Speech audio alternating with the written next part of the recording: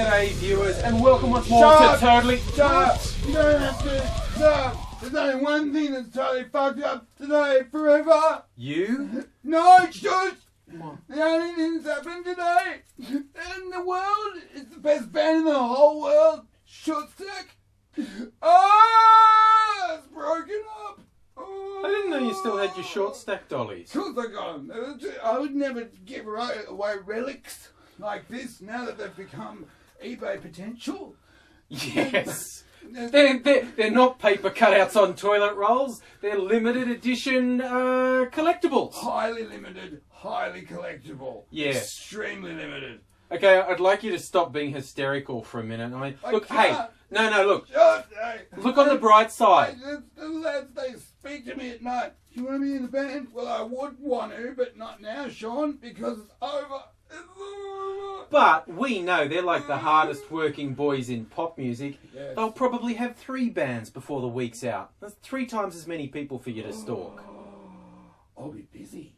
Yeah. So let's leave Short Stack for a while. Whatever, motherfucker. Now, aside from my complete insensitivity on the Short Stack front, another totally fucked up story this week blew my mind when I read it. A pilot on a flight from New York to Las Vegas lost it and had to be restrained. That was weird. It really was. And the initial reports of him screaming things about a bomb, Al-Qaeda's going to take us all, that was bad enough. But once a few more details came out, the first officer, who it sounds like everyone on the flight owes their life to, he's talking to the pilot, and not long after takeoff, Pilot Boy starts getting erratic, saying a lot of things about religion, tells flight control to shut up and switches off the radio. Not a good sign. No! And then starts switching off his equipment. Also not a good sign. Yeah, plane's flying, we don't need that. The real downhill slide was when he says to his first officer, we need to take a leap of faith. We're not going to make it to Vegas. And then starts what the first officer described as a sermon. Oh. The report said at this point, the first officer started to get concerned. I would be shitting bricks. Yeah, I would say that's a controlled reaction. Please don't kill me. I'd be giving it a lot of that. I'd be probably crying. Yeah, but what the first officer said was, hey, we've got an off-duty pilot on board. I think it would be fun if we got him up here. What do you think? And then for reasons that aren't adequately explained, the pilot chose that moment to leave the cockpit, to which the first officer was probably saying, thank fuck for that. And did he shut the door? I think he might. Yes, and then shenanigans ensued on the plane, with the pilot running up and down, screaming things to freak people out, and the first officer made an announcement kind of requesting to passengers to restrain the pilot, which is not something you get every day on a flight. Give me an answer. Well, ladies and gentlemen, this is your first officer speaking. I hope you're having a wonderful flight. You will notice how pilot has become erratic and quite psychotic. Please restrain him, and with the retired pilot in 47C, come up to the cockpit, please. After our good man has been restrained and bolted down, we might even be able to land this plane successfully. In the event the captain does, in fact, make it back to the cockpit, we will all die. So, dig in, boys. But you know what really bugs me is the interviews with his family and friends. It's all nicest guy, consummate professional, all these things. Fan. Now, look, he's had some sort of psychotic break, and I hope it works out for him, because everyone does say he's a top bloke, and something's gone wrong for him, and I hope he gets the right treatment. But I get freaked out at the concept that the best pilot in the world does this. I'd prefer people to be saying, oh no, that guy was a fucked unit. Oh, yeah. We always knew that was coming. Yeah, he'd bring fingers in jars to work. Yeah. Weirdo, you know? Yeah. And then I'd be, no, him. He's bad news. Yeah. But it's like with serial killers. Oh, he was quiet. He never would have suspected it. Yeah, until he gutted our dog. I thought he was all right. Like, that's what really troubles me. Crazy behaviour. I want indicators. The concept that the best person in the world will suddenly snap and take the express to Crazy Town, that is totally fucked up. Anyway, AIDzee, talking about Short Stack as we weren't. Virgin boy eggs.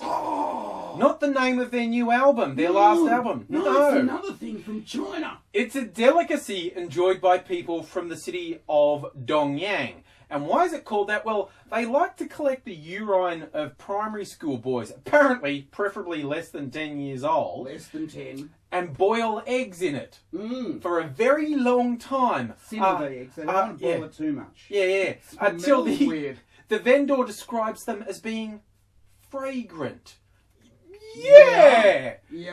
After being stewed in piss for 10 hours... I reckon. Fragrant would be one word. And of course, it's regarded as being cure-all health. Like they say, you'll no pain in your joints. You'll be full of energy. You'll have no health problems at all if you eat eggs soaked in little boys' piss. And this was no one even knows where it came from. They've just been doing it for hundreds of years. Okay, they've been collecting the piss of little boys and cooking their eggs in it. As you do. As you do. And there's all these disturbing little tidbits in the article about it, like, hey, it's not just the street vendors. Locals are known to collect the piss on their own to brew them up at home. Oh, where are you going, big guy? I'm off down to primary school. Yeah, I'm just going to get some 10-year-old boy piss. See, in my town, that's a jail sentence. Right. And, you'd expect to hear some, look, do you want me to do that because of the bail conditions? Do you want to be going into primary school? I'm asking. It's stretching, delicacy, pedophile sex offender. They're usually not that close together. Normally, yeah. But I have to admit, reading this article, at a certain point, I felt like I was getting played. Like, really? It's about little boy piss, and it happens in Dongyang. Come on. And the one naysayer quoted in the article, the name given for him, I wrote it down so I get this right. His name is apparently Wang Junking. Okay. And the person who edited the article, their surname is apparently Lies. Oh. Okay, I get it, guys. It's not even April 1st, but you're playing it. I get it, alright? And plus, a lot of people go, I've never heard of anything like that. I'm glad I watch your videos, so I know these things. Another reason, you should watch my videos. You get the news here first, not just a little bit first. I'm going to finish off with one. This was circulating all around the web this week, and a lot of people sent me the link. Oh, Vicar with potato up his bum. And I thought, that sounds really familiar. I've had that, and I've had that story before. They must just be repeating it. And I looked up 4 years ago. 4 years ago, I did a TFU Friday about the vicar with a potato up his bum. And it's the same story. I looked at the same things being quoted in Sheffield. It was just unattributed on a website with no date, no reference. It was a 4-year-old story. And all these major websites repeated it. I've been sticking things up my date, practicing for 4 years. 4 years. And no one cares. No, just if it's a vicar, if it's AIDzee, we don't care. He's just a short stack fan. The tragedy is, that's actually true.